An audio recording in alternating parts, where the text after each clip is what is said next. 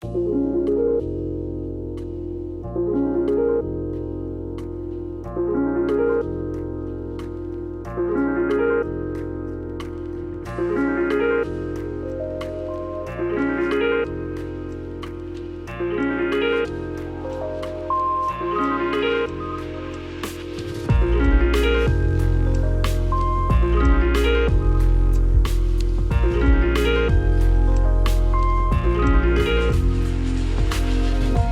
friends, and welcome to episode 179 of the Noclip Crewcast. We have a full crew today, and I would say a more approachable level of video games. Last week was a bit much, Jesse. I feel like there was just too many. Yep. The Indie Council did not get together last week and figure out what was coming out. It was too much. It was too much for me. They were fighting. There's so many games that released on the same day, on the same week. Now we have, you're right, a normal amount of video games. I didn't come with 3 to talk about, just one for once. Wow. Even though I played a lot. I love it. Next week's going to be bad, though. Next Fest, it's time. I love that There'll that's be a lot the to talk thing. about. But you're right. For us, that is the thing. Also, Summer Games Fest, Key 3 is happening. That's right. Summer Games Fest, I guess, has lapped itself because it never ended back in 2020 or whatever. Isn't that right, Frank? That's right, baby. Yeah, the summer of gaming never ends. It never stops. That's for the real secrets. Once you graduate high school, every day is the summer of gaming. You never have to do homework. Wow. You never have to, listen to teachers. Wow. You can, it's great. I'm in like the 20th year of my Yeah. my summer. You're right. You're right. Oh, I have to tell you about so remember last week, this is, you've just connected immediately with something. I do have to introduce Jeremy Jane though. Hello, Jeremy Jane. How's your Hello. summer going? It's very fucking hot today. It's going great. It's so hot today. I'm sweltering in this closet. And I would just like to put a tag on Frank's Summer of Games. I agree. Sometimes I just go back to my high school just to tell my teacher, like, fuck off, just because it's summer forever. I just go back and say, summer forever from my car and then peel out. And they're like, yeah, they look like they're doing all right. Yeah, they're like, that guy needs help. I felt like a teenager for the first time in quite a while recently. Oh, boy. Or I felt like I was in school because remember I went to do my referee field test Yes. last week right after we recorded. So I turn up, I drive to fucking East Bay, like not even, like towards Walnut Creek, Jeremy knows, like over the hills, right? So it takes forever to get there. I turn up, I get out of my car, I go to the place. It's me and there's like 3 other people there, but they're all like pretty young. And I'm like, okay. And then another guy turns up who's like older than me. He's like 48 or something. So I'm like, okay, cool. I'm not going to be the fucking weirdo who's here when there's all these other kids. But I met ahead of it. I was like, so there's kids getting their badges too. But then I remember there was like 30 people on names on the list when I signed up to it. And then just more fucking teenage. Like, I swear to God, there was me, this other old guy, and 30 like 15, 16-year-olds who were all apparently this is the time to get your like, I want to like referee adult games and stuff like that, maybe like teenager games and stuff like that. Apparently for these kids, what they do is that they get like summer jobs doing like 10 like 4v4 8-year-old games in a row, and they make shitloads of money. Apparently this is the thing to do. I did not know that. Have either of you guys ever refereed in the summer or know anyone who's done this? I had family that did it. My uncle was super involved in the soccer league, and my cousin, his son, he would like ref his games, and then his son got into reffing and reffed the younger games. It's like a stacking. It's a ladder, a Russian It's nesting perhaps doll. pyramid shaped. Yes, some might exactly. say. Yeah, it's a pyramid scheme, but without any of the scheming. It sounds like political, like politics almost. Where Yeah, like one of the absolute dullest motherfuckers I've ever met in my class. He was like totally. I'm not saying this in a me. I'm sure he doesn't listen, but I'm not even saying this in a like. He was aggressively like nondescript. Like I wouldn't say he was. Did I say dumb? I meant dull. Did I say dull or dumb? Yeah, you said dull, but I thought you meant dumb. I meant dull. Okay, like uninteresting. Is there a difference? He ended up becoming like mayor of my town years later.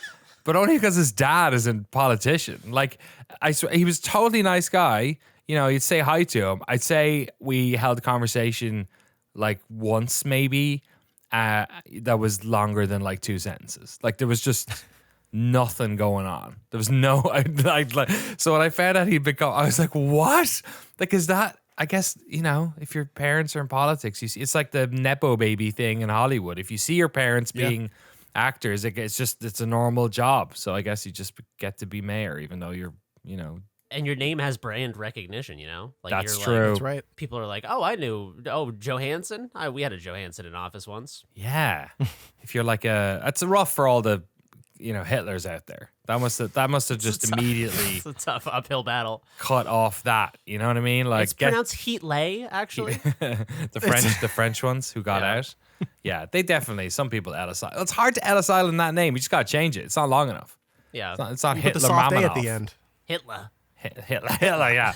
Does it work in Southie? You could get in politics. Hey, my boy Johnny Hitler from Southie. I guess there's parts of America now Rolls off the where tongue. maybe that brand recognition is a positive one. You know what I mean? yeah, for sure. Unfortunately, you could get some shitty mileage out of that. Yeah, there you go. Well, I've reached a denouement on that conversation. I can't really go anywhere else. So let's talk about some video games. Today we're going to talk about Selaco, Nine Souls, Golden Lap, Paper Mario, Tiny Terry's Turbo Trip, and then Frank has played Gran Turismo 7 and Donkey Kong Country 3 is coming up. Great. Couldn't be farther more polarized on the the video game spectrum there. Which one? GT7 and Donkey Kong Country 3? Are they on opposite ends? Yeah, I guess they are. Well, I guess one's on He doesn't Planet wear a Sony, helmet. one's on Nintendo. So Oh, already yeah, there's a that's true as battle. well. True. Yeah. The There two you go. titans going at it. 2D and That's 3D. right. Take that, Microsoft. Yeah, exactly. Where should we start? Maybe I'll start with Selaco because I feel What, like Battle that's Pass the game holders? a lot of people are talking about. Battle Pass holders. Oh God, Battle Pass holders. God, it's even worse now because I went Battle Pass holders. Who the You're like, who the hell are they? Who the fuck are they? Well, you know who they are? This is who the fuck they are. Eamon Slattery, Harry Flanagan, Battle Royale Games, Arno, Richard Matheson. I'm so sorry to all of you. James Brown, Mark Rojas, Ryan Cobb, Tucker Morgan, Crimson Cyclist, Sven Huster, Pez, Uint Nate, Tim Robinson, Forrest Pruitt, Jonathan Kremen, Eric Hamilton Schneider, Hammer Lad. Did everyone see my lad I met or saw? It's fantastic. On my the Discord. I think I posted for all the Discord users. I found a I forget his name. He some sort of famous lad of days of yore. And lad here of he is, note. William. Here he is, Reverend William Ladd Jones. So here's me doing William Ladd. I have to make sure this is important content for everyone. So Zoom in. there we go. That was William Ladd. I sent that to the There you go. Discord users. Zachary Snader, Alex Sharp, Alex Goucher, George Sekotis, Jacob Godserve, Tohir Tiliev, and of course Rice. And thank you all. My battle pass. Who are these people? Selaco. Who has heard of Selaco? Heard of it, but not played it. Okay. Yeah, same. I know that this is like a long time project that was started in GZ Doom. Like it's built on a version of the Doom engine. It is. Yes, it is. It is not. It is. Did not. It started and ended on GZ. Yeah. GZ Doom. Okay, there you go. And it continues because this is an early access game. So yeah, this was built on GZ Doom, which is or GZ Doom. I can never tell who the fuck you say these things out loud. It's like for the first 10 years of my life reading reviews, I thought genre was pronounced Gineer. You made fun of me when we were talking about music one time, and I said garage music, and you were like, "Oh, you mean like UK garage?" Yeah. Garage. That's, yeah, exactly. Yeah, but you're right. It's the same thing. You just saw it written down, right? Balatro, Selaco. I don't know. It could be Selaco. Who the fuck? It probably is Selaco, is it? I don't know. Did I say it was Selaco earlier? Things are confusing. It's a first-person shooter. It runs on GZ Doom, which, if you've never seen it, is a expanded version of the Doom engine, an open source one that pretty much all like modern WADs use.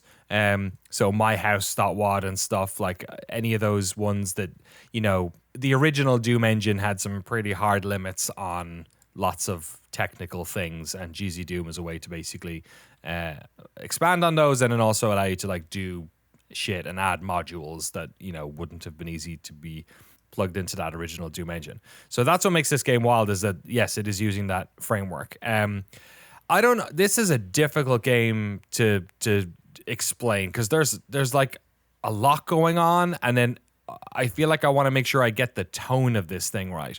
So it's a corridor shooter, I would say. I've only played like the first 2 acts of it, or I haven't completed the second act yet. I think there's 6 in this early access version of the game. Wow. You can buy. I think it's let me get the price right, $22.49 at the moment. So it's a first-person shooter. It's very much in the retro boomer shooter sort of vibe. It's in a is it a God, now that I think about it, it's been a few days since I played it. I don't know if it's a space station or if it's just a facility, but you're in a facility. There are key cards. The enemies look like build engine enemies, oddly enough, like sort of 2D looking folks. So does the sprite of the gun in front of you. But it's got some modern stuff going on. Like this might sound familiar. We've played a lot of these types of games with like modern lighting and stuff like that, modern movements. Like there's a slide in this game. You can pick up pretty much, like the interactivity in the game is kind of crazy. I saw a lot of it's just you can pick shit up and throw it if you want. And all those are sort of 2.5D looking things, objects like teddy bears in the world or, health kits or whatever they are. There's destruction in certain places, like level destruction, stuff blows up. There is, cool. I'm trying to like remember all the bits and bobs. The weapons in it are FPS weapons. They're punchy. The pistol in it's an absolute piece of dynamite. There is interactivity in the game in terms of like there are certain machines you can go up to and dispense like upgrades and like health stuff, but then I know there's like a level of them not telling you some stuff you can do, because I've seen, like, for instance, in the trailer there's a punching bag at one stage, and if you go into melee and start punching, you'll start doing the punching bag. So there's lots of like cute little interactions like that throughout the experience. It has a System Shocky vibe to it in the corridor crawling, but that's where it's ImSim. This is very ImSim sort of stuff. I feel like stops at that stage. I actually typed in the code into a module, and I got an email from the devs in the game saying this isn't an immersive sim. Don't use that code. It shocks you if you use it, which I thought was very funny. But you're collecting key cards. You're breaking into rooms. Sometimes there's a bit of lateral thinking in terms of like smashing glass or going through vents and things like that. It's a sort of a smorgasbord of it. Feels somewhat doomy. It feels somewhat build engine-y. It's very much a shooter. I like first-person shooters more for their tone, I think, and exploring their worlds and that. And the shooting has always been a secondary thing for me. That's why games like Ultra Kill, while I like respect the shit out of them, they're not the reason I play shooters. I like Quake 1 because it's fucking creepy, and I like Quake 2 because it's like an interesting facility that you're going through, and I like Half-Life because of its pace slows down. So Selaco is not necessarily my flavor of shooter, but I think if you are coming from the world of Doom modding especially, this is going to feel like a fucking ice cream sundae with 15 different layers of frosting and stuff on top and a bunch of cherries, because it's just so feature rich, and it's doing shit that you're thinking like that shouldn't be possible. Like there's big boss fights, and there's the explosions look incredible. There's voice work with the enemies, and they're hilarious because if you shoot a bunch of them, the last one will start freaking out, stuff like that. So there's loads in this. It seems like they've added lots of game to this. It's not necessarily the type of FPS that gets my blood pumping, but for what it is, I've warmed to it. I think I was cold to it at the start, but the more I've been playing, the more interesting it's been getting. So the combat, it sounds like the way you're describing it, you're comparing it to Doom, and to me that sounds like not like a shooter. What's the gunplay like? Like, are you just shooting at enemies as they move towards you? Is there a lot of like dodging behind stuff? Yeah, I have to caveat this again, where I think the game is leveling this aspect of it up significantly. They actually telegraph it within the game's codex. I forget what they call it, but basically at a certain stage they'll say, okay, the baddies are going to get harder now.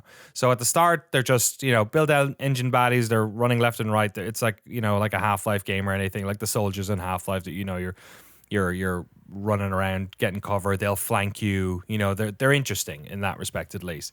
At a certain stage when they leveled up, there was I think maybe they were stronger. They'd better guns, but they also had like different equipment as well. I think there's like different colors for the baddies or whatever, but so that got a little bit interesting. Again, I'm early, so I think this stuff is going to get layered in. I'm also not playing on like the hardest difficulty because I don't find that, I've never found that type of stuff fun. It's already a game where you're kind of always looking for for like upgrades. You can eat like there's one area in the first chapter where you were there was like a party for a baby shower, and it was just cake all over the office. So I was going into all the offices and basically eating the chocolate cake they never got to eat. Or like one guy had a bunch of burgers, or one was like, here's a good idea of the interactability in the game. Sometimes you'll find like pieces of food and you eat them, right? There was one that was a pizza box, and I opened it and there was a full pizza, and I hit E again and it ate one slice. And so I went E, and it ate all the slices. Like there's little bits like that all over the game. These little pockets of interactivity. But yeah, the combat for the most part is just, it's more, I would say it's more Duke than Doom. Like it feels a bit more that way. I'm probably more Half-Life-y when it comes to the AI, at least. Yeah. I'm curious about the destructibility of this game. Is it like blowing whole walls down, or is it kind of like you might blow a desk out of your way? Yeah, you can definitely, like, all the objects in the world can be blown asunder, and so when you throw grenades, like, stuff pops up a lot, and like, if there's like a box of like paper, it'll disperse into the air. All the enemies have purple blood, which looks incredible because there's a good shotgun in this game, and it's got range, and you can just fucking paint the walls of this place purple with them. But aside from that, like, there are. Any of the places where I've seen there to be destructibility have been like walls with cracks in them. You know what I mean? Where you can like, there's a red barrel there, or you can throw a grenade and it'll blow it up. There's one like sort of cool scripted sequence right before the first boss where they're like on the roof above you and they're running along. You can tell where they are because the roof above you is getting like damaged and shit's falling down and things like that. So there's like. It's a game that, like, and this is why I'm sort of caveating some of this, because it seems to be setting it up as this is kind of like a corridor shooter doomy game, and then it keeps doing things that are like breaking the rules as I would imagine them. I don't know if in 3 hours of this game there's loads more of those things broken. I kind of assume not, but the times where it's impressed me have been those moments where it's been like, oh, fucking sometimes walls explode, or like there's a physics aspect here I hadn't thought about, or like here's a cool scripted sequence. Yeah, and I suspect it's also a game that, like, the more you play, like, I know the levels break out. I know it's not in a. That's why I don't think it's in a space station. I think it's in a facility, because I'm pretty sure I've seen footage of you like being outdoors fighting people. But I suspect when a lot of these things combine is when it gets interesting, like the weapons. The movement ability, like I know the sort of like slide you can like kick people and stuff. You can probably combine that with other stuff. I imagine people who play this game thoughtfully will get a lot out of it, because it just seems like there's a lot of systems in there. But yeah, so but I say all this saying that, like, it didn't like capture my heart or anything like that. It's not, because I feel like I'm into a slightly different flavor of FPS personally. Damn. You honestly have me. It's funny because I was asking in advance if anyone was checking this out for the pod, because I want to play it. It looks like my kind of thing, but you were like not into it. And I was, I wanted your guys' opinion on it because you played more of those sort of build engine, early 3D first person shooters. But the way you're describing it, it kind of sounds like I would like it, which is funny. Good. I kind of hope, like, I always hope that like, at least if I can like communicate the reasons why I like something or don't like something, or it doesn't resonate, then maybe it might with someone else. And honestly, like, I feel like I'm pretty consistently, when it comes to these types of games, have never really, like, even Duke was a game that, like, I played a bit of Duke Nukem 3D. I played like the first chapter or whatever, but like after a while, if you're only playing that game because you like the shooting, and I didn't really like the shooting all that much. I just liked how weird the world was. Like that fucking cop is a pig, and like the fucking Aren't they all? but that was lost on me. I was fucking 8 years old or I don't know. You can play pool. You remember that? Like you can like do the stripper thing, right? But the reason those things were cool was because they were interactive shit that you did not get in first person shoot. You know what I mean? Like usually the rooms were just window dressing, and this game is definitely like taking that up a level. Like there seems to be lots of shit you can just play around with. And yeah, but I for whatever reason I'm not mad into just like running and gunning against AI. It's never been that interesting to me.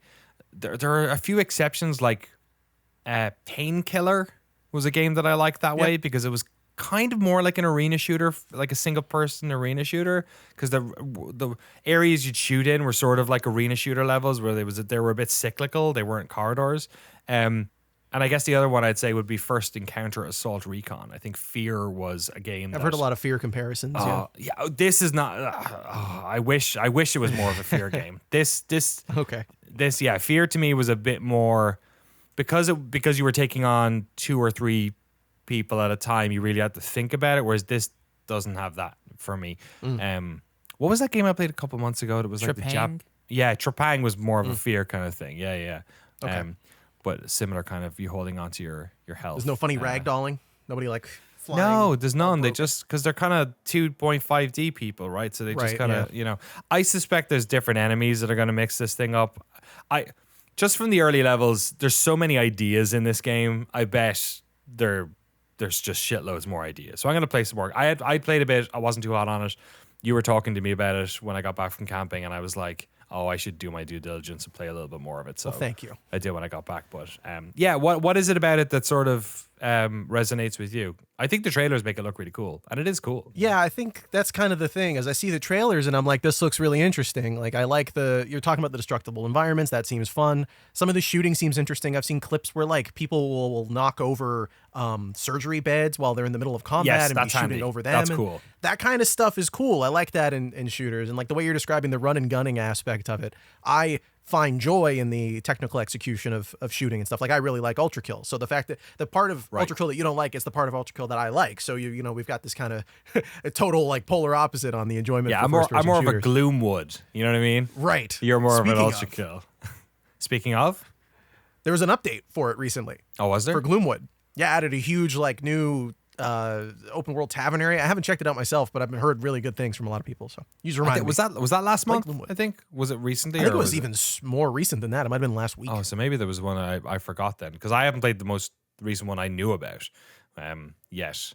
It's weird playing these games in early access. I'll be honest. I'm so excited shooters. for Gloomwood. Like I'm so excited for Gloomwood that I haven't. It's the same with Hollow Body, which is probably my most anticipated survival horror game at the moment, which is one of my favorite genres. I haven't played I think there's another demo coming out for Steam Next Fest, and I'm like, do I play it? Do I like? I don't know. At this point, it's like I feel like I'm getting close to the point where it's like the game's gonna be out. Like I should just wait. And I feel I don't know. I don't know when Gloomwood is 1.0, but like. I don't know. It's weird to not, or like Hades 2. Like when we were talking about Hades 2, I was like, I'm so excited for this game. I don't want to play it yet.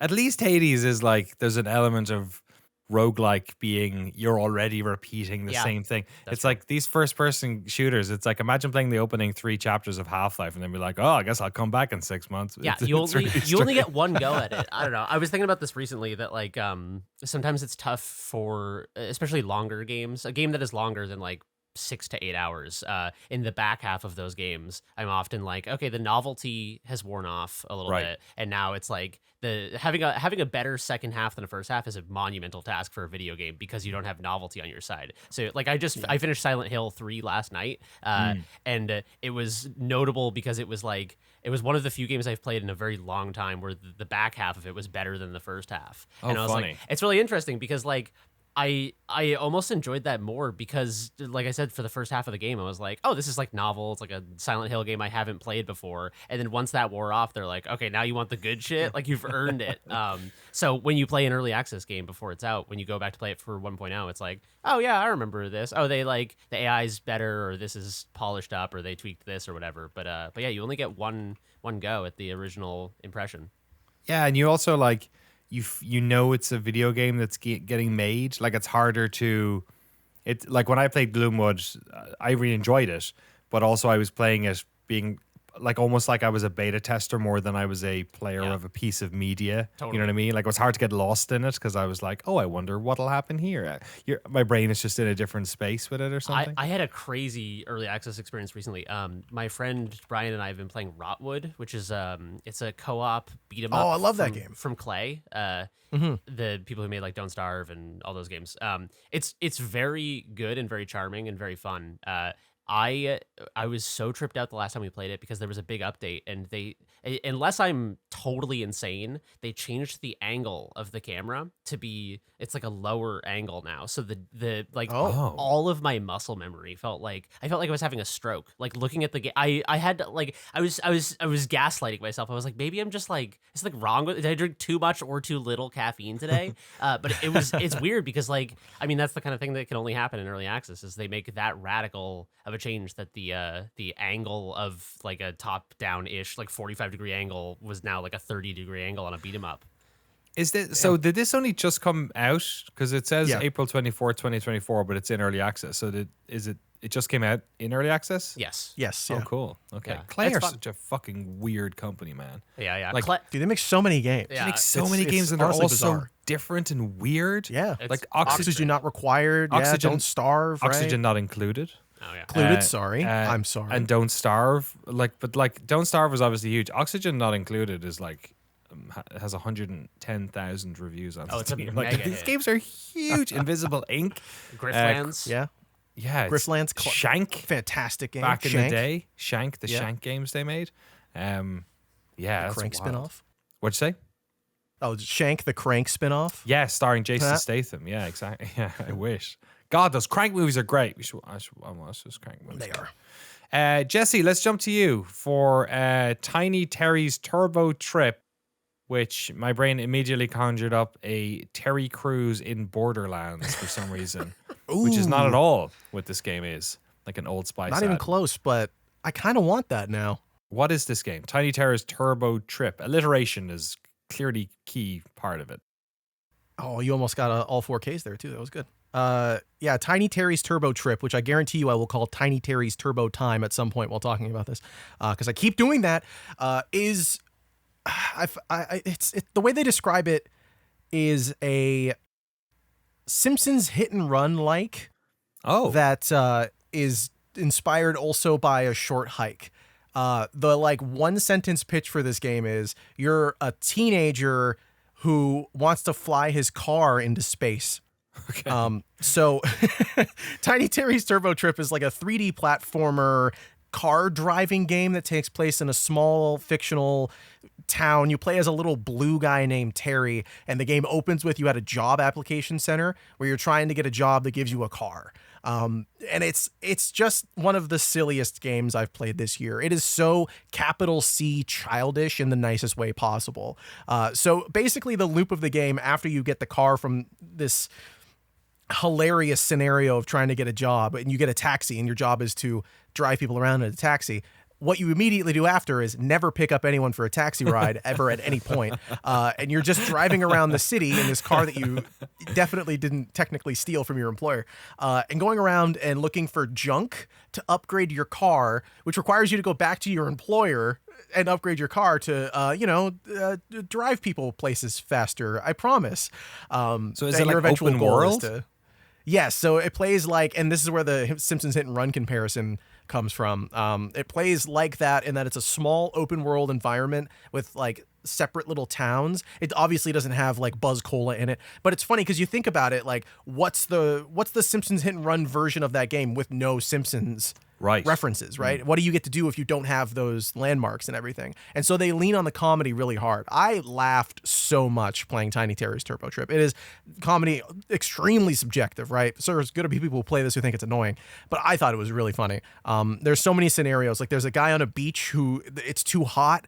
And every time the game like gives you little objectives to do. There's a map you can take a look at that has all the places around you. There's like people with question marks to tell you where to go, because basically you're just going around collecting these resources to upgrade your car so you can go into space. It gives you like a turbo boost. There's like a space elevator in the middle of town that the city council has wasted all of the town's money building the space elevator, but there's no way to go in it. There's just roads on the side. So if you want to go to space, at least in like, this that's how you do it. reality, getting to space is not out of the question. There's a fucking space you can do elevator in it. town. Were you going to go back to the guy on the beach who was too hot, or was that it? I thought that was the start of the story. Sorry, I was explaining the map, because basically in the corner they have these like objective explanation things. They're not like go do this if you want to finish the game. It's just like if you're tired of looking for, because around the map there's like random little bits of junk that you could pick up just jumping around or walking through the grass or whatever. But if you do these side quests, and there's about like 10 of them, you get a big collection of them. Someone will tell you where there's a location that you can dig up some thing, and you beat the crap out of it and you get the resources. But the fire guy, when you keep talking to him, the little notification says, come back and talk to this guy a couple of times. So you come back once and he's hotter, and you come back again and he's on fire, and then you come back the fourth time, something funny happens. Okay. You can see it if you play the game. It's very funny. So there's a lot of those moments of like little side quests where you are interacting with these characters, you have tools, and I don't know. I have so much fun playing it. I've never laughed this year. I haven't laughed at anything more than I've laughed at Tiny Terror's Turbo Trip.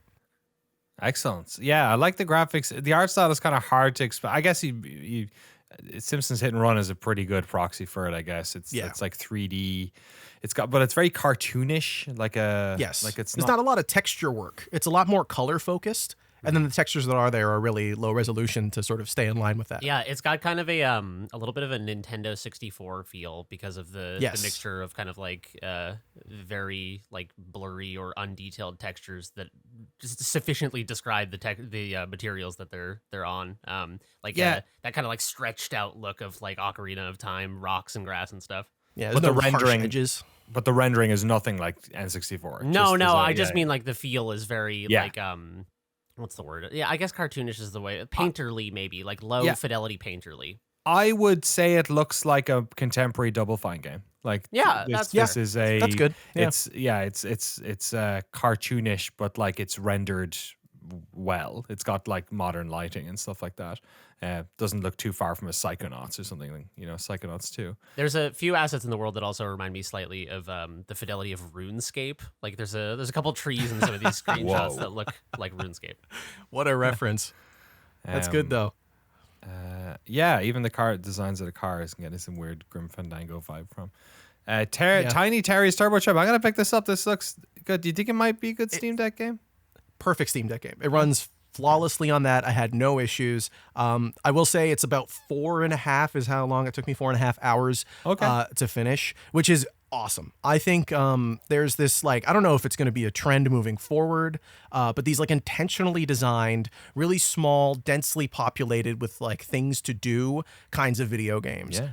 There's this one, Tiny Terry's Turbo Trip, obviously a short hike, and then another one that came out last year, Lil Gator Game, which is another one of those 3D platformer sort of go around, do side quests for funny characters. It's drawn or rendered rather in 3D, sort of like another cartoony looking game. I just think it's great to have games that are intentionally designed to be small, finishable in like an afternoon, completable, whatever, in an afternoon, couple of nights. And it's just a fun time. You have a blast the whole way through. It doesn't waste a single second. That's my favorite part of it.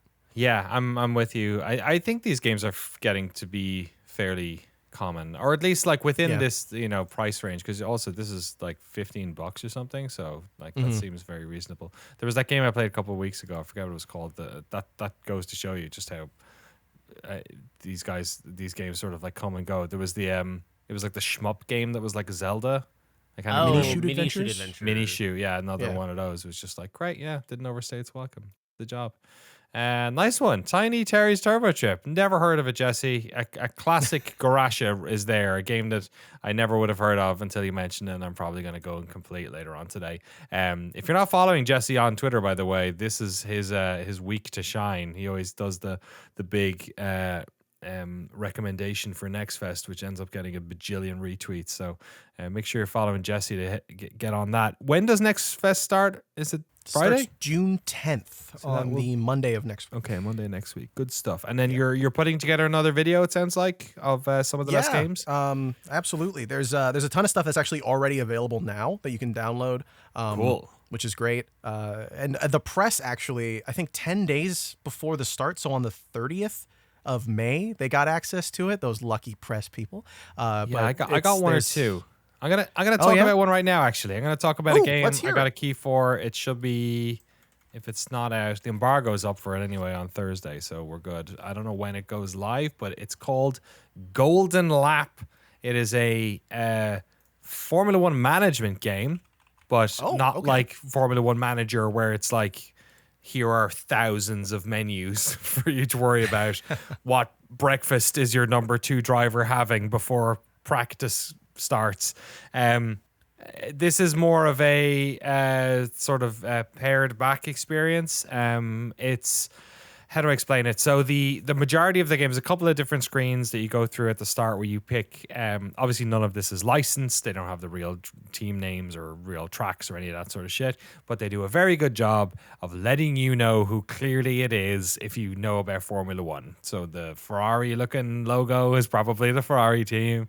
I think in the demo you pick the McLaren proxy. There is a track in it called like Casino something, which is very much Monaco and looks like Monaco. So the way the game plays out is you pick your drivers, you pick your car.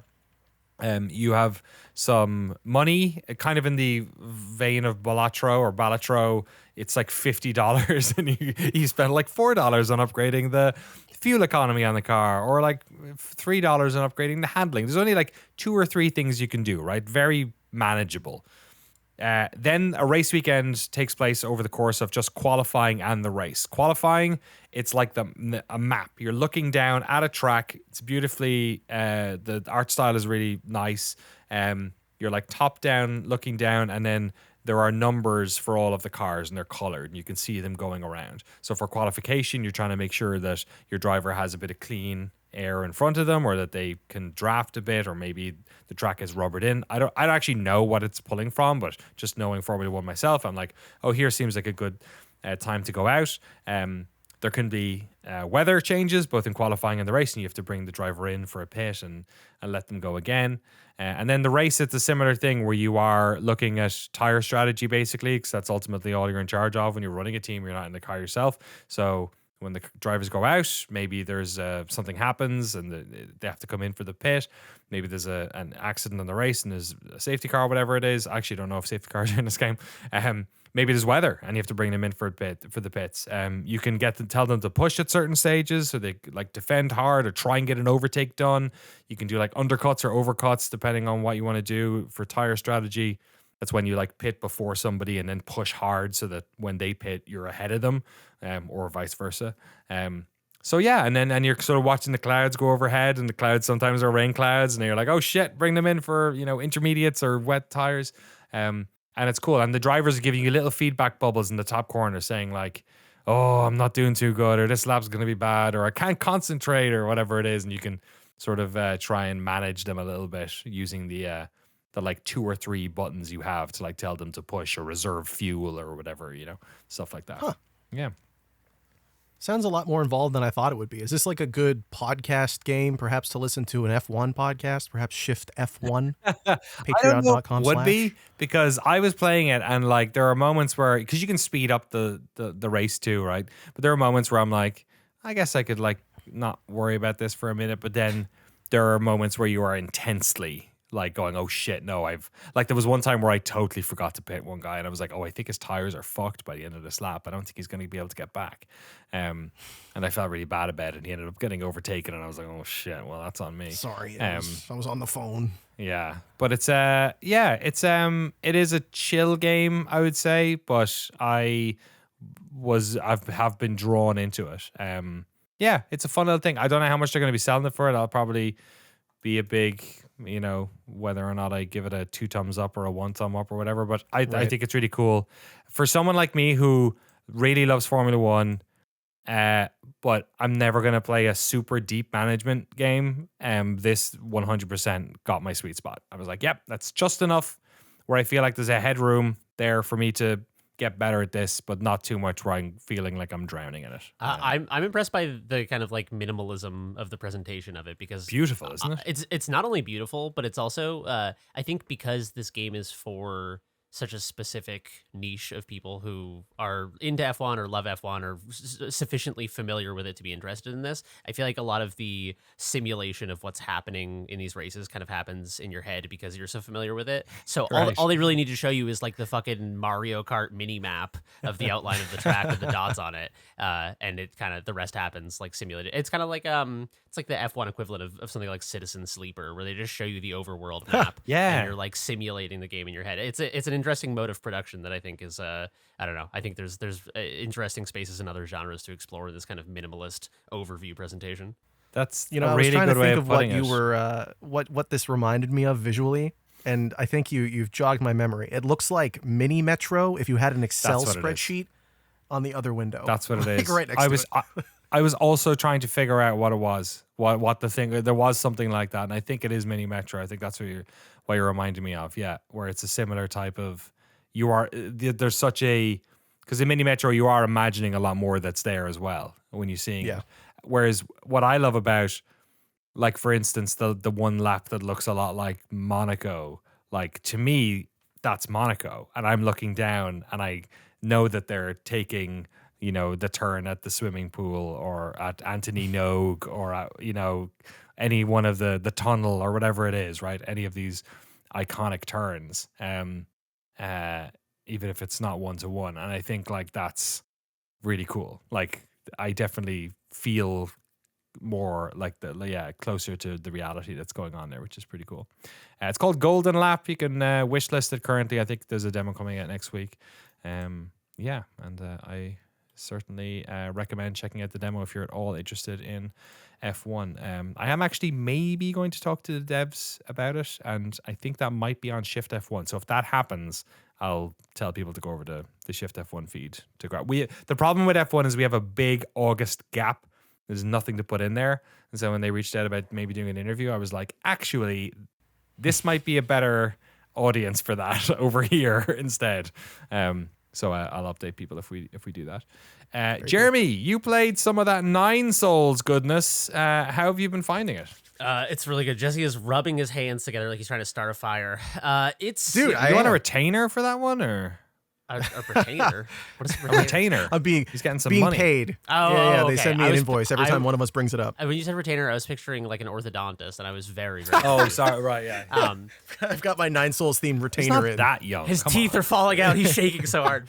So Nine Souls is a 2D I'd say an action platformer. It has a little bit of Metroidvania spice in there, but I wouldn't call this a Metroidvania. The further I've gotten, I know I said on the last episode that it was more of a Metroidvania. The further I've gotten, it's clearly much more linear than that. You're right. Yes, Okay. but I think that's one of the interesting magic tricks it kind of pulls is it's like it seems to defy expectation, or it seems to not give a fuck. Sometimes, let me back up. Sometimes when I play like a Metroidvania or an action platformer, it feels like the developer feels this obligation to have it be so overtly video gamey, where it's like don't like no like story segments, and like Animal Well I think executes this very well, where that's not a pun. Nice. It's just like throws you in, very minimalist. There's no like intro, like cutscene. There's not a lot of like heavy, whatever narrative elements to it. I think Nine Souls is interesting because it kind of does what Red Candle's other games do well, which is like narrative heavy world building elements, but it transposes them onto an experience that I wouldn't expect to have those things. I'd expect it to be more of like a classic, just like jump in and fucking jump on stuff game. So anyway, it's a 2D action platformer. It's like they describe it as Dao Punk, which I think is a really interesting kind of genre descriptor, and it's fitting. It's a Sekiro inspired kind of like Hollow Knight adjacent combat driven platformer. You play as kind of like a little, I don't know, Jesse. It's like a fox looking. We did talk Cat about this last fox. week, so we don't have to get too much into the. Yeah, Okay. you can go right to Yeah. your thoughts. Okay, Yeah. cool. What have you been feeling out on it? Yeah, it's I think the combat is really interesting. I think it really does feel like a 2D platformer version of Sekiro. I think they kind of nailed it. It feels very rewarding to do the loop of run into a thing, have a difficult experience, die, come back, do it again, be like, okay, now I understand what's going on, die, come back a third time, and then have like a level of mastery develop very quickly. And I think Is that it hard? Would you It's- call it? Or? it's like I've died. It wasn't for a bit, and then I don't know where you are, Jeremy, but it gets a lot harder. Okay, cool. pretty I'm glad quickly. I'm glad to hear that. I definitely found I found myself dying more than I expected in the first like hour or two of the game, which I was happy about because yeah, I'm not like a god of a gamer, but like this is definitely a genre where my growing up playing these types of games helps me along. So I like a challenge when it comes to these kind of things. But yeah, the thing that really stands out to me is kind of the thing I alluded to earlier is it has very strong thematic and narrative presentation that I kind of wouldn't expect in this genre area. And the other thing that I think is thematically interesting about it is Red Candle's games often deal with kind of the hypocrisy of societal or religious norms and values. And so I was like, I wonder, like, one of them is about like, it's like a Buddhist horror story. One of them is about like anti-communist purges and stuff. So like very kind of like dark, really heavy, serious real world topics. And I was like, oh, I wonder if this game about like folksy alien hyper tech is going to get away from that. And then instantly in the beginning, without getting too detailed on it so I can preserve the reveal for people, it's like, oh, religion is used to like exploit and harvest people's lives essentially. So then I was like, oh, is it going to be like a Good word. Yeah, exactly. Is this going to be like a religion bad game? But then Religion bad. but throughout That's my favorite tag on Steam. yeah, religion bad, religion dash bad. But the interesting thing about it, and the thing that I think makes Red Candle a special developer, is they bring this level of nuance to it, where it's like a religion bad, spirituality good game. It's like Right. it has this thing where it's instantly like, oh, like folksy religion can be used to exploit people and destroy their lives and make them pawns. But then instantly it's like the source of power for the protagonist is also this kind of like hyper futuristic alien, like Taoist sort of like merger between spirituality and technology. And I think that that's really cool and interesting because, like, I don't know, I've been into Taoism for a long time. My dad gave me a copy of Tao Te Ching when I was like 12 years old. And I highly recommend reading the Tao Te Ching to anyone, even if you're not into like whatever philosophy or spirituality or whatever. It's just like a very good book of little phrases that I think really jog interesting thoughts in your mind. This is why I wanted Jeremy to talk about this more than me, man. You're fucking locked in, dude. No, it's just like, I don't know. It's I don't know. I also don't think you need to have a level of familiarity with Taoism to like understand or appreciate this game. But I think it serves as a really interesting, unique the theme that is pervasive in this world, in the same way that like Western occultism is kind of the backdrop of the Silent Hill series, and where like if you know a lot about tarot and you play Silent Hill 3, you might be like, oh shit, this rules. But if you don't if you don't know anything about like sigils and Aleister Crowley, it doesn't matter. Like you don't need that to understand it. So yeah, I don't know. Nine Souls is it's a really interesting flavor of video game that is very different from anything I've played. Excellent. 9 Souls. 9 Souls. Play it on. It's on Steam. It's $30. Steam Deck game, Jesse? Oh yeah. Oh, absolutely. Yeah, great. Easily runs at its native 90 if you got the new one, the new Steam Deck. It runs. It's beautiful. The new deck. I'd love to see it. If you decked up. All right, so now I got to pick my bunch of old games. Let's go with Frank first of all. Frank, dealer's choice. Do you want to talk about Gran Turismo 7 or Donkey Kong Country 3? One of those is, I guess, older relatively than the other one. I mean, we already covered one racing game with the Golden Lap, but true. yeah, I can do a quick thing with Gran Turismo 7 is like that game is so relaxing to play, and it's always been deep in my brain of like, oh, one day I want to have time to play Gran Turismo 7, and I just couldn't focus on any games, and I've had a few days where I've just like booted through a ton of games just trying to find something, and then Gran Turismo 7 hooked into me. But a big reason is the game has now been out for 2 years. There's been so many quality of life updates, so much content updates, but now they've made it so easy to apply all the download custom skins on everything. So now I have like 600 anime cars. I have someone made a Stardom outfit, so it's like You're kidding. Yes, We're no, I'm so not in. kidding. So Wow. someone made some other Stardom freak. Also, the game's Japanese, so all these crazy skins are coming from Japan. It's amazing. Someone made a Mayu Iwatani Stardom skin that looks like her wrestling outfit. It's a giant Stardom helmet. So every time I see it, I get this dopamine. I'm like, yes. I have like, I don't know. So anime cars, it's really great.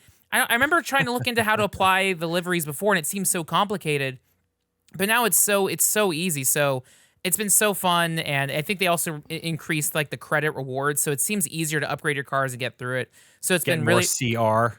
yeah. What are the credits? The Yeah. other big thing too that knocked me out of it is like I played it a lot that first month, and then they had some broken patch that made the game unavailable to play for like 60 hours. Oh, really? There was like one weekend where it's like they pushed out a broken patch and you couldn't even play it even if it was offline. And I think that was Coffee machine in the cafe broke where you get all your quests, so they couldn't. yeah.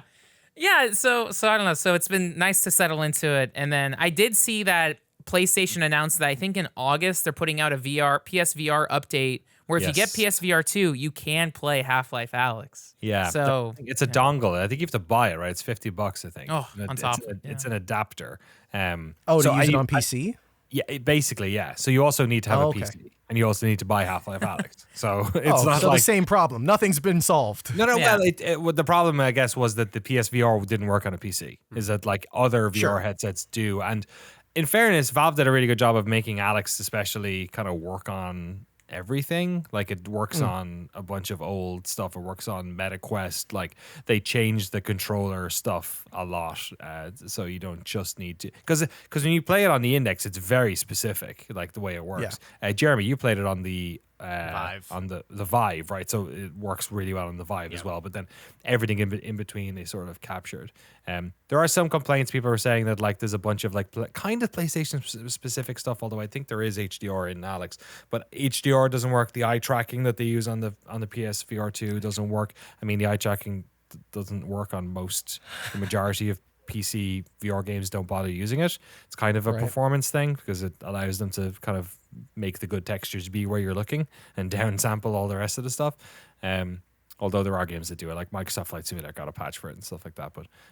But yeah, they are supplying that. That is going to come out. Have you played? You don't have PSVR 2, right? no, Right? but now that's It's why I'm so like good. that's why I might look into it for the fall or winter when things at, like, GT7. Yeah. yeah, so it's looking more promising, but yeah, I really like Gran Turismo 7. Haven't tried it in VR, but now that it's been out for 2 years, it looks great. You'll get one probably on eBay as well. Although I'm not sure how bad you want pink eye, but you can wash the thing out. I bet there's a bunch of PSVR 2s on eBay right now because That's a just good point. like it's been out a while now. You know what I mean? And I bet I can find one used at Book Off. I bet. Oh, yeah, I there you bet, go. I bet. Oh yeah. yeah. It's a shame Activision Blizzard didn't make some PSVR 2 games. Oh 'cause my then God. You know it'd be fucking full of that Book Off in Ugh. where in the part of the world where you live. Yeah. But then on the other side of it, so Donkey Kong, I played Donkey Kong Country 3, and I'm proud to say, after like 20 years or 30 years, however long this game's been out, it's 1996, I think it came out. I finally beaten Donkey Kong Country 3. Thank you. Thank you. God Thank bless. you. Which one is Long this? national Which nightmare one is is over. 3? That's the one where you play as the girl and the baby, which is why I didn't want to play it when I was like 6 years old. Because it was a girl and a baby. yeah. That's amazing. I was like, The that's enemies so of young boys everywhere, girls Yeah. and babies. Yeah, I always thought it was like a baby game because Donkey Kong Country 2 kicks ass. You play as Diddy with the red hat. You play as Donkey Kong. And then all of a sudden with 3, you play as Dixie Kong, who was Wow. cool. She flicks her hair and you can kind of glide. But you play as When a fucking Donkey Kong went woke. Yeah, Yeah. exactly. With It's the babies first- and, Oh my God. and it's the first girls. woke game. They gender swapped it. They but no, a big part of this too is also I'm trying to like enjoy video games without worrying about achievements or trophies. Right. And so there's none of that here on Nintendo Switch, but I feel like it's been a deep backlog game. Also, the reason Donkey Kong Country 3 I never played it is because it came out at the same time as N64. So at that point, I was already like on to Mario 64 and NBA Hang Time or whatever the hell. It's Wait, what's Donkey Kong Country on? Was so it a Donkey Kong Country 3 is Super Nintendo, yeah. Oh, okay. But so it's on the Switch has incredible like official emulation. They have like the Genesis stuff, they have the Super Nintendo stuff, Game Boy stuff. So on the Switch, on the Super Nintendo, there's like all the Donkey Kong Countries are there. There's like a wrestling game. There's so much stuff in there. But what makes it great to play, and the only reason I was able to beat Donkey Kong Country 3, is they do like a thing where there's constant save states. So if you mess up, you hold L, R, and R, whatever, RR, whatever. You hold the shoulder buttons and you can like rewind. So I beat Donkey Kong Country 3, but there's a huge asterisk where I used future technology. You know what? But That's you legit. saved That, comes you your beat way. it. Yeah. It's fine. I beat It's it. real. I beat it. I killed King K. Rool. I freed Diddy. I freed Donkey Kong. But Don't free Diddy. Don't just for everyone else No, out there. don't Don't free free Diddy. Diddy. Leave him. No. Leave him where he is. Yeah. but He's got some shit to work out before we want him out on the street again. But yeah, so I don't know. I'm very happy because Donkey Kong Country 2 is one of my all-time favorite games. Never played 3, but now all of a sudden I feel like I have broken through like a glass ceiling, and now Wow. what is in front of me? Is it You- Donkey? Do You, I go? you played a girl in a video game Yeah. for You a couple of hours and you already broke through the glass ceiling. I did it. Now I can play because I've Is been. there nothing men can't do? Yeah, because now I. But now the future's so bright because I have never played Donkey Kong 64, and now my question Okay. is: do I play Donkey Kong 64? Do I go to Tropical Freeze? You know? Donkey Kong 64. Dude, there's like is- 60 more Donkey Kong games you have to play before you can play 64. No. Yeah. Okay, I don't know, okay. man. Donkey Kong 64 is a polarizing one. It is. That's why I'm interested. They It's like the kinda- Dark Souls of Donkey Kong. Oh, yeah. Donkey it's Kong super 64 is polarizing. kind of like, yeah, especially going from Donkey Kong Country 1, 2, and 3, which are like these super tight platformers. Donkey Kong 64 is kind of like it's like off-brand Banjo Kazooie is how I would describe it. Wow, that's depressing. I almost drowned as a child. I fell through ice, and when I went home from that experience, the first thing me and my brother did was play Donkey Kong 64, and it is one of for some reason and that was worse. it Is was that what you're it gonna do? was one of the bleakest days of my life. But the part I remember as bleakest is how shit. just like detached and dissociated I felt playing Donkey Kong 64. So that's all. Was I it because you just had a Do you think near-death that had anything to experience? do with you almost drowning? No, yeah, well, that's what? what I'm saying is like No, because the game is so bad. The almost drowning was like, whoa, that was pretty fucked up. And then I came home and took a hot shower and played Donkey Kong 64, and I was like, I feel nothing. Wow. I don't know. How brutal. It was worse than almost drowning. There you go. Put it on the box, Nintendo. Worse than almost drowning. 7 out of 10. Or holy shit. That's great. That's great, Frank. I feel like you got the monkey off. I literally got that. I didn't mean it. Didn't mean it. Got the monkey off your back. Is there any games, Jeremy, Jesse, that like you never completed when you were a kid that you feel like a little bit guilty about? Yes. Like, oh fuck, I should have done that. 100% Body Harvest. Oh, early yes. DMA pre Body Grand Theft Harvest. Auto. It's a hard our game. DMA doc. It's a really fucking hard game, and I could not beat it as a child. I'd like to revisit it with save states to alleviate some of the drudgery. I was thinking about maybe I almost did it for a fat session this week, but I ended up doing Paper Mario instead. But yeah. Tell us You know, about in the Paper same Mario. vein, then. mine's Sorry, Jesse. Yeah, no, Jesse, you go first. You go ahead. Yeah, I go was ahead. you just reminded me of what mine was when you got to the end of that. The DMA Rockstar. I still haven't finished it. Grand Theft Auto San Andreas. Oh, nice. Interesting. Man, Nice. every time I leave the city, I'm like, I don't care anymore. I don't Yeah, want to play that's this. fair. I want to That's take me fair. back. All you have to do is follow Yeah. the train.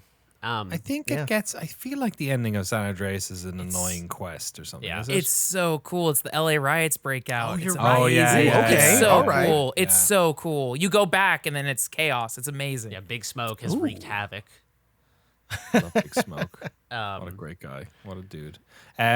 I don't know what mine is. Maybe I don't think I ever completed the original Cannon Fodder. There's a lot of Amiga games that they were just too fucking hard, man. They're just like impossible. Like so, I don't know. Maybe or I was a baby when I was playing them. Maybe I should go back and play that. Paper Mario. Which Paper Mario were you playing? I played the Jeremy? original, the Nintendo 64, the first, the OG Paper Mario 64.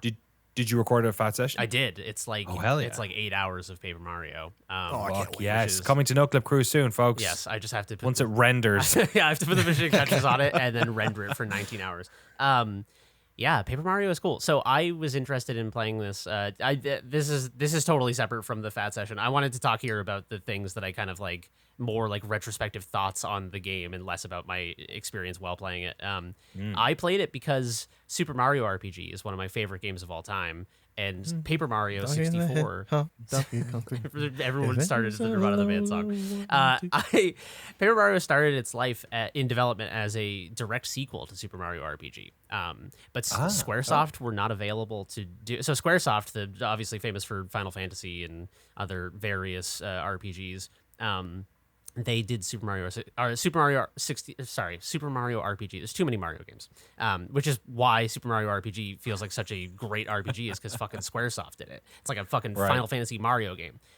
So then them not being able to do the sequel because they were working on Final Fantasy VII. Oh wow! It got handed off to, I think, HAL Laboratories did the story, and then I can't remember, Intelligent Systems. Yeah, did the development. The Fire Emblem people. Yeah, so it's like it's made by people with, obviously some pedigree, some heritage in making good games. But the thing I wanted to bring up about it is that it's interesting how much I liked Paper Mario a lot, but it kind of just illustrated for me why Super Mario RPG is better, because Paper Mario it's a very good game, but it's like the storytelling happens in these kind of bottle episode chapters that are all very cute and very charming, and they're kind of like, you go here and, oh, this is like the place where all the ghosts live, and there you have this problem, and then you solve that, and one of them maybe joins your party or something, and then you leave and on to the next thing. And there is like the overarching story of, Bowser captures the princess like every Mario game, but it doesn't have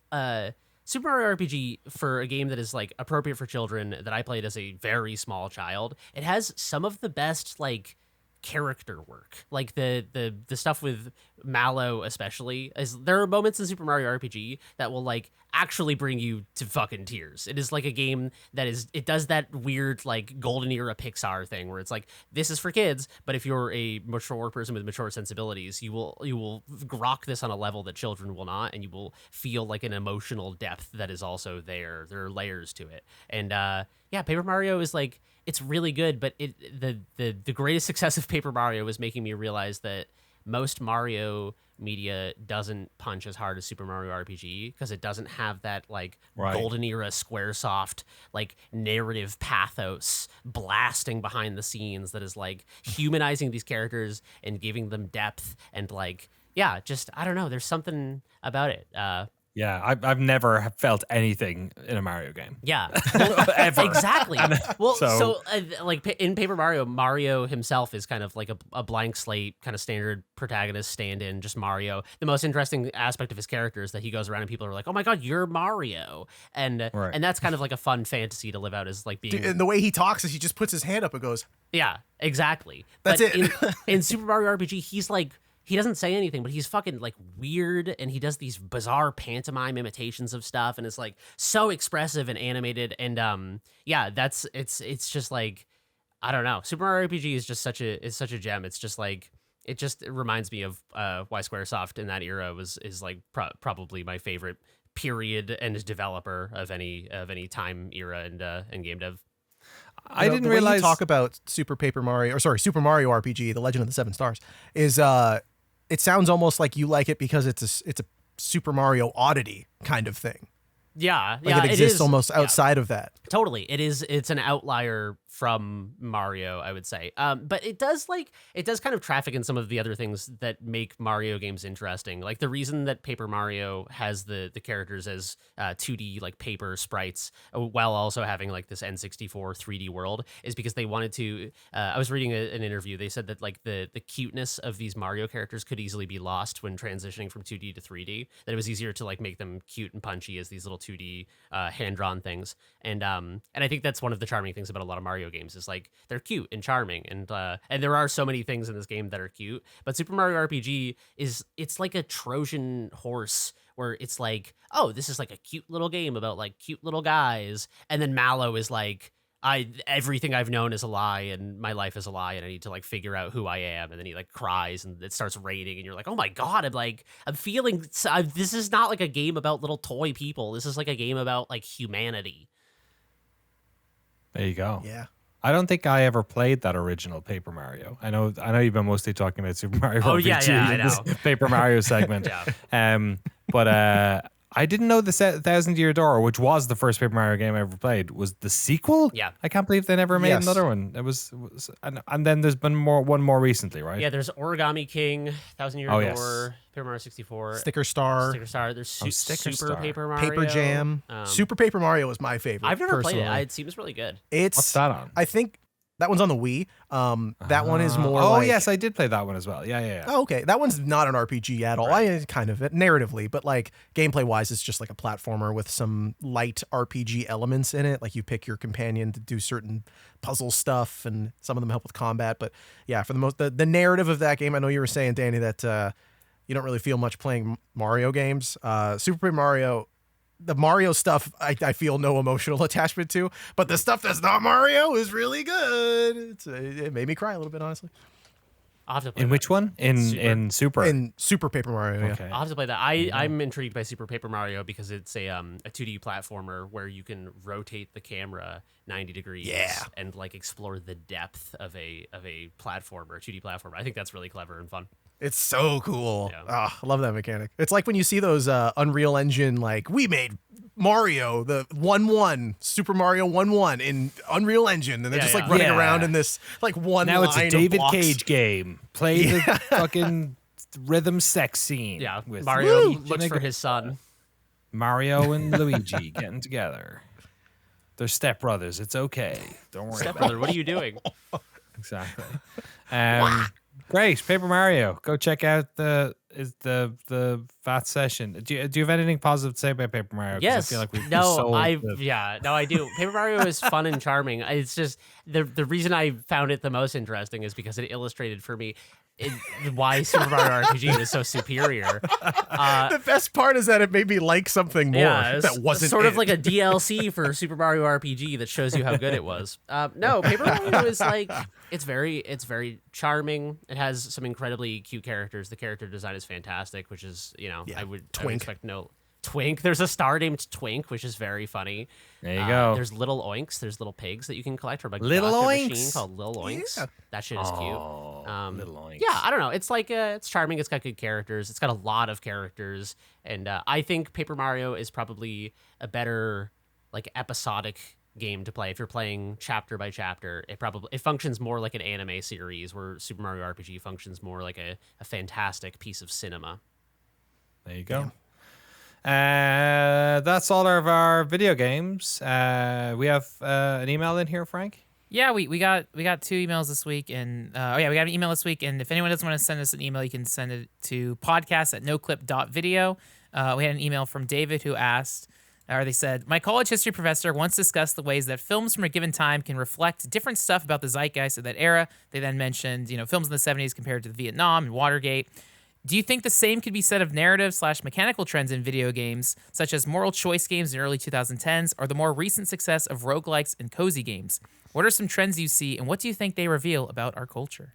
That's interesting because you could break it down in terms of mechanical, or like narrative. I guess it's the same as movie, where it's like, yeah, I guess we also saw a lot of post 9/11 raw military games coming out of America around that time. But that's just the same as movies. I wonder if there is mechanically. I wonder if there's like, I guess the Wii was a reaction to more people playing like mobile phone games and stuff, and just the overall mainstreamification of games a little bit. I don't know though.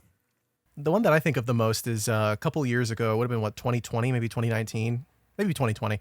A lot of time loop games that came out around COVID. Like right, like Deathloop, Outer Wilds. I'm spoiling a lot of games here. I won't say anything else. But like other like games that were more about like a quick experience that happens over a short amount of time that repeats over and over again. And they all came out at a time where people were stuck in their houses, and it kind of felt like we were living in Groundhog Day. So but that's that like obviously. a chicken.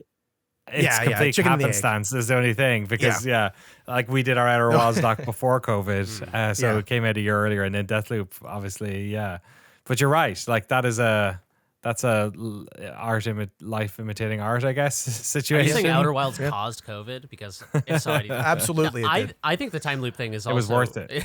The game As is somebody who survived COVID, it was the worth game it. is very good. I will not All of deny your you soul. that. Yeah. Um, Apologies to anyone who lost anyone during COVID-19. Yeah, true. I think the time loop thing is also indicative of this kind of like this like Fukuyama like end of history thing where it's like I feel like a lot of people you know, like the progress of technology since the 70s has stagnated, and I feel like a lot of people feel like sure. we were promised this ever evolving, rapidly progressing future where like every 10 years it'll be unrecognizable, and now we just have like 19 fucking generations of iPhone and everything is too expensive. Yeah. And I feel like And they're saying they're pointing at AI and crypto and being like, see, Yeah. it's still happening because you're all used to the progress, the speed of progress. Totally. And this is the new thing. And it's like, no, it's probably not. Yeah, Or exactly. it's going to It's be like way slower, or there's- we can't. Yeah. It's every few years there's like the new, like how many people are talking about the fucking metaverse these days, you know? It's there's always a new I forgot about that until fucking- right now. Holy yeah, shit. there's always like a new Let's spin up snake oil. blockchain again. Let's go. Yeah, Ooh, there you exactly. go. It's time.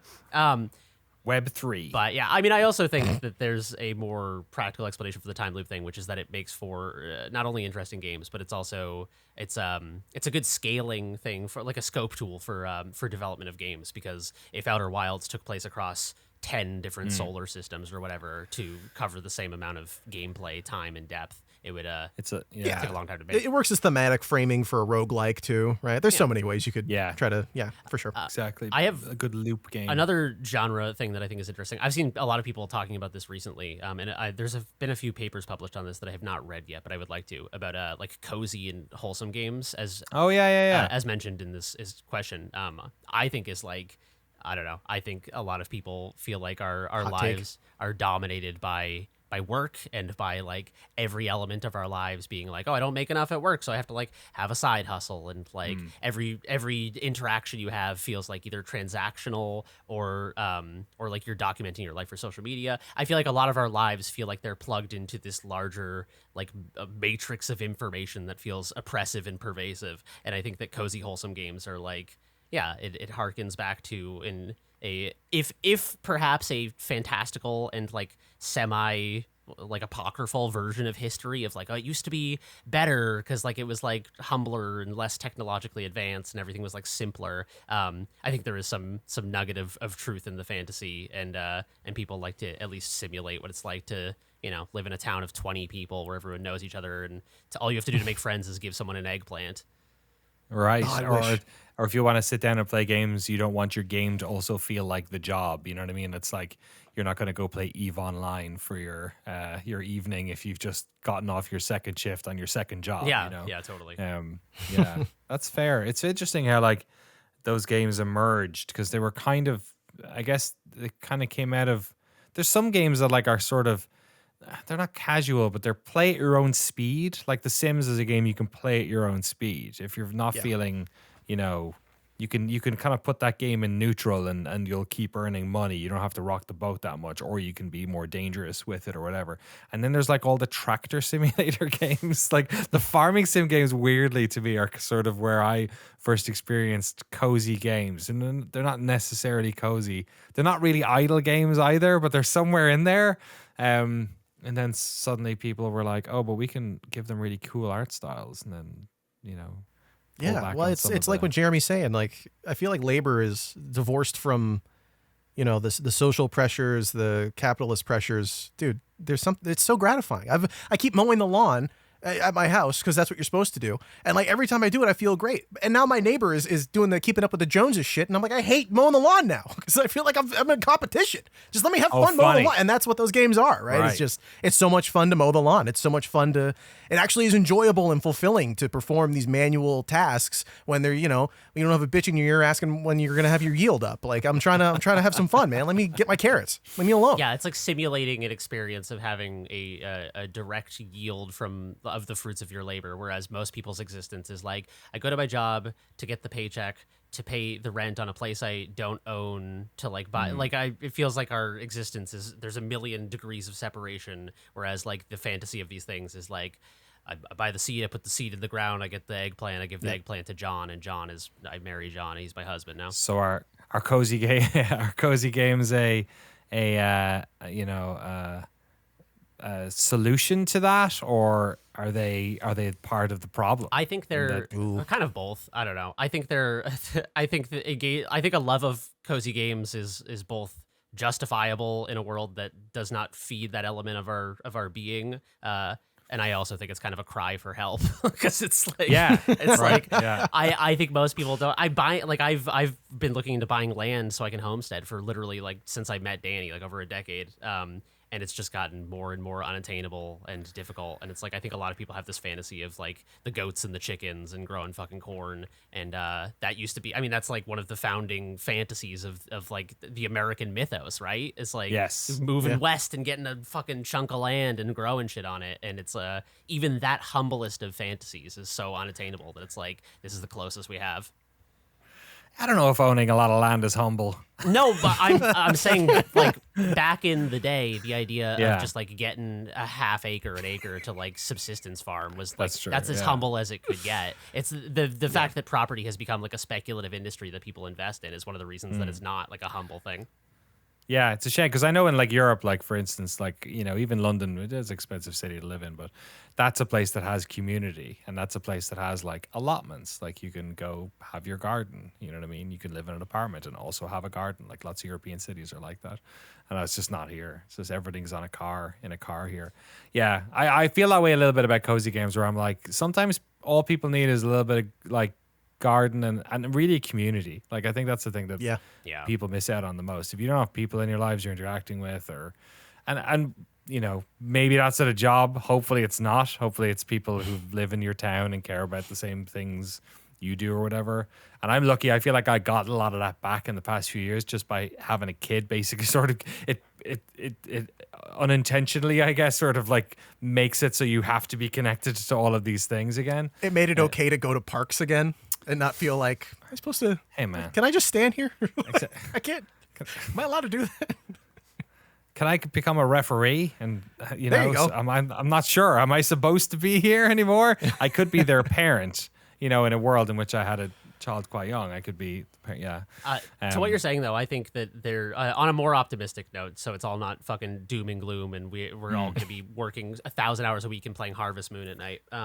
I do think that there has emerged especially like I think younger generations get this super hard, is that games can be like a third place in the way that a library or a coffee shop or whatever is. And so I think games like, I've talked about this with like Lethal Company and games like that, Content Warning, or even like obviously I'm too old for fucking like Roblox, and even I never really got into Minecraft, but I think games that are less about this tight loop of like a Destiny where you like run in and kill all the stuff, and like games where you're just like have a sense of place, you go in and you're talking to your friends, and the experience is more about like being in an interesting place with other people. I do think that there is an emergence of digital third places that is speaking to this need for community.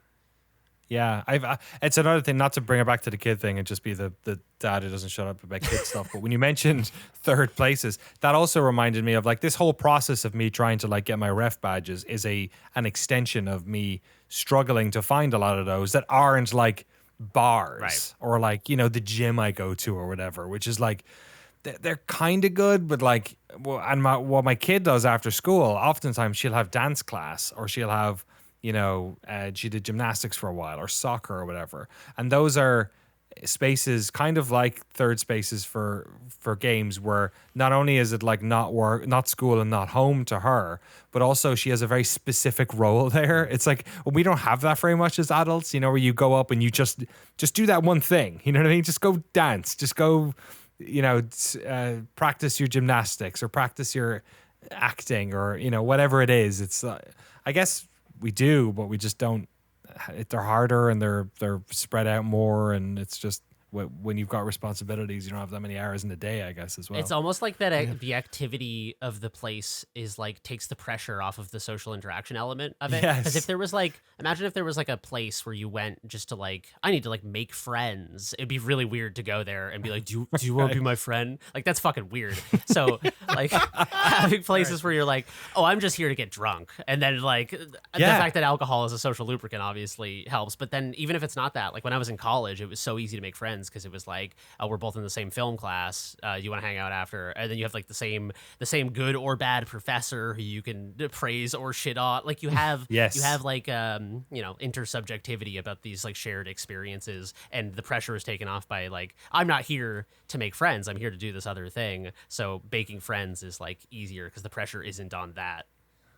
Totally. You're like, maybe we'll hang out again, as opposed to now where it's like you want to hang out. I like go to hang out with someone. I'm already thinking about the time I don't respond to their text message 6 months from now, or they ice me out a year from now. You know what I mean? Like I'm already Let's worried get coffee. It's like, yeah, you're like, fuck. And they're like, are you trying to cheat on your wife with me? And I'm like, no, I'm just trying let's just to have hang out. community.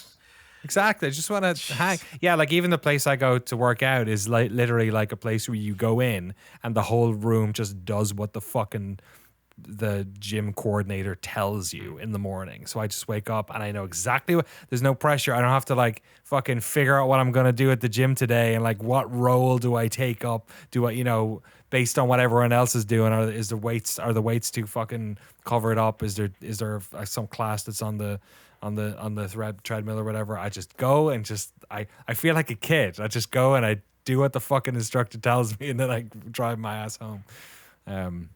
But yeah, what were we talking about? Paper Mario? I think we're talking about video games. Video games. At some point. Yeah, I don't know. That question was an interesting question. Yeah. Is there any, before we exit on that, is there anything else you can think of, even tonally, or because theme, I guess, is definitely part of it, but I do wonder if just like the overall. I feel like we all know different cultures a lot more than we did. I think like in the 90s, there was a real, maybe a fetishization of Asian culture to a certain extent. I think Nintendo actually probably did quite well off of that, off of Western intrigue in what was coming out of Japan to a certain extent. And we live in such a global country now. I feel like games have got so much of that. Like, I don't know if a game like Indica is going to work 10 years ago or 20 years ago. You know what I mean? Because it's like so Good point. like deep in the weeds. Yeah. But like, or if it works, it functions in more of a like orientalist or fetishized way. Right. Where it's like it's an oddity or a curiosity rather than like a legitimate like bridging of cultures. yeah, look at this weird thing. Yeah, like dude, I was watching just so I don't even need to explain why I ended up watching it, but I was checking out a show called Death Valley Days that used to be on in like the 50s. A show that Ronald Reagan was on in its later episodes, which is very funny. But it's like a Western serialized, like very well researched, but like obviously semi like fictionalized interpretation of real events. But there were episodes of, it's all Old West stories, and there are episodes where it's just like, here's a story within a Native American community, and it's just all like, it's like obviously a show made entirely Bunch of white guys dressed up or something, is it? basically, yeah. Okay, So I was like, this is fucking crazy. And it's like the craziest part about it to me is like imagining some like couple on their little like 50s TV watching it and be like, oh, this is so interesting, like this is what it was like. Yeah. It's like, yeah. I don't know, I just like, it is bizarre. Well, they got the painting of white Jesus on the wall as Yeah, well. So exactly. It's all. Yeah, there was something. Yeah, it's weird how.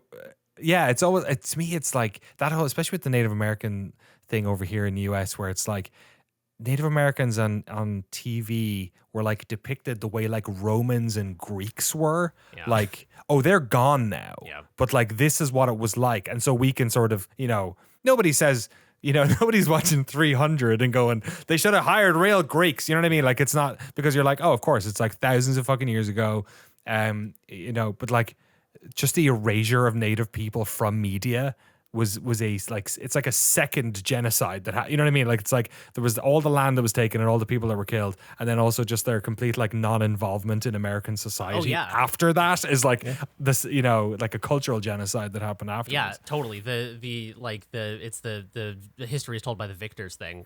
In fact, one of the things I was reading yesterday about the Old West is there was a story about a woman who was captured by Native Americans and like lived as a member of their society until her, like, captured as a child, lived with them until her 20s, and was treated quite well. Had her name is it's fucking Olive Oatman, I think it was. But she Okay. she had facial tattoos. The Mojave gave facial tattoos to people so they could like get into the afterlife. So she was clearly treated as a legitimate member of the community and had like a name, a native name and everything. And when she came back to Western society, this like crazy reverend dude wrote a book about her experience, but twisted Right. a bunch of the details to be like, these are like brutal savages, and it was like way worse than you would think and stuff. And He wanted to sell some books, man. exactly, and sell books not only because it's more like salacious and like, whoa, that's crazy, but also because I think it's reassuring to people in that era to be like, oh yeah, what we're doing, our westward expansion and our like, you know, whatever, like reservationization of these people is justified, or like, you know, that Yeah, it justifies yeah. the American project Totally. of Manifest Destiny to be like, well, we had to do this because they're like brutal Heathens. savages or whatever. Yeah. Yeah. I know we've gone completely off topic here, and I think that I'm not mad necessarily on how. I don't know. Did you guys watch that latest True Detective series? I fucking really liked it. No. Yeah, I got The about one that was- like 75% of the way through it with Jodie Foster and Yeah. I don't remember the other actress's name. It's She's really based. good, though. It's based. Yeah. It's all. It's like. There's definitely a subtext about Native women's erasure and the fact that people don't listen to them whenever shit goes wrong, and like the sort of the memory, the sort of generational trauma that it carries. I think it's really good. It's the closest to the first series. It's not. It's in the way that the first series was obviously going down some fucking rabbit holes with its cosmic horror. This is doing it in like a different way.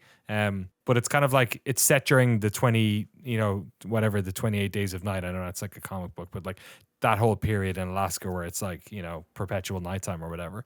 I really liked it. Yeah. And it does a lot more, you know, I didn't watch too much of the other seasons of True Detective, but they sort of stepped a little bit away from the, flirting with supernatural bits and bobs. This one jumps in with 2 feet, and I think it's really cool. Yeah, Nice. it's a good fun. show. It's like the Thing detective. That's how it Yeah, felt to you're me a right. little bit. It is. Yeah. That's exactly what it is. The Thing detective. Oh wow. Yeah, All right, I'm sold Yeah. off that. yeah. Give it a whirl. I think the first episode is a really good, opener for the whole thing, and yeah, the 2 leads are pretty great. All right, that's a podcast, folks. All the games we talked about today. Golden Lap, the demo I played, it should be up on Next Fest. Make sure you're subscribed to Jesse for all of his hot recs over the next week. Selaco, 9 Souls, Paper Mario, Tiny Terry's Turbo Trip, You and of nailed it. course Gran Turismo 2. If you have a hot lead on a second-hand PSVR 2 for our boy Howley, or you know somebody, you have a local book off you want to sell it to, cut out the middleman, just sell it to Frank. And of course, Donkey Kong Country 3. Round of applause to Frank again for completing Donkey Kong Country 3. Well done. Did it. What's that one called? Because 2 is It's like Trouble in Diddy's Trouble in- Conquest. Yeah, let me pull it like- up. Diddy's Trixie's Conquest. Triple Trouble. This isn't like a sex thing though, Di- like they did with the No, Ratchet it's- games, right? It's called Donkey Kong Country 3 Dixie Kong's Double Trouble. Okay. Dixie Kong's Thank Double you. Trouble. It's bugging me Mouthful. this whole time. Is Yeah. it the Ratchet games? Which is the games that they all have innuendos? Well, like up your arsenal and like yeah, is that what it is? Fully loaded. Yeah, that's Ratchet and Clank. Yeah. Ratchet and Clank. Rift Apart isn't that bad though, is it? That's That's close though. Are you telling me Harsh. every Ratchet and Clank game is like a double penis joke? entendre. Absolutely. basically, it I is. didn't know that. You didn't know that, brother? list Yeah, that's the of best part of the game. Going Ratchet. going commando up your arsenal. Going commando. Yeah. Yeah, going commando. Okay. Full A frontal. quest for Assault. booty. Quest. There you go. Quest for booty. That one's a little over. Assault's probably a bad word. Yeah. Good call, Danny. What's- Good call. okay. A Kraken time. How do you into Yep. the Nexus? How do you spin that one? That Yeah, I might don't be know. an outlier. Into the Yeah. sex. Into the That's sex. when they started giving up. Sexist. Well, then they tried to do Size the matters. whole like wholesome spin with the new ones, right? Yeah, they the made reboot. like a kids movie. Okay. Yeah. Yeah, they did. Which feels so wrong. It's like what that just seems like a weird tonal switch for that series. There you go. Anyway. Up your arsenal. Great. Up the arsenal. Wait, Arsenal. is it his name's Mallow because he's a marshmallow, right? Marshmallow. He's like a From cloud from person, but Super yeah. Mario RPG. Yeah. Dude, we're learning so Why, much stuff did you just today. get that? You just get that? That's Yeah, just I like- just got that. Yeah, I'm mad. I ate s'mores fucking 4 days in a row. Oh, this s'mores past are so weekend. good. Oh, see, that's the life. You have a kid? S'mores is always for dinner. Yeah. S'mores is always for S'mores dinner. is forever. Have you ever had what the fuck is it called fluff? Like the fucking spread, the marshmallow. Oh, like Yeah. the spread? Yeah, yeah. It's like a I didn't New England delicacy. until I moved Okay, here. it's like a New England thing. I used to live near the fluff factory. The fluff plant. Everyone's parents who worked there mysteriously died in their 50s. Yeah, It was they were really very weird. slowly sucked into a big vat. They were like, they had time to dictate their whole will as they were sucked in. They're like, and make sure Johansson doesn't get the money. For the Europeans listening, fluff is basically just like imagine marshmallow as a spreadable condiment in like a jam jar or peanut butter jar. That's It's basically The most Is there- American thing you can imagine. It is. it is. What do you couple it with? What does it go well with? Fluffernutter is the classic, a peanut butter and fluff sandwich. Fluffer. Who's fucking saying double entendres now? Yeah, right. Fluffer. Sounds like Hey, a fart. listen. Sounds You're, like a nice you're word ready for a back fart. on set. Okay, get the fluffer. The fluffernutter. Oh, out or here. that. Yeah. I guess a fluffer and a nutter are actually kind of tonal Those- opposites of what Those they're are two different jobs that are either end of the shoot. Definitely the end of the podcast. All right, on that note, we're out of here. Episode 179. Thanks for hanging out. Take care of your fluffernutters. Go Celtics. Go Celtics, apparently. Go Frogs. IBOTFT. Okay, bye. Bye. Bye.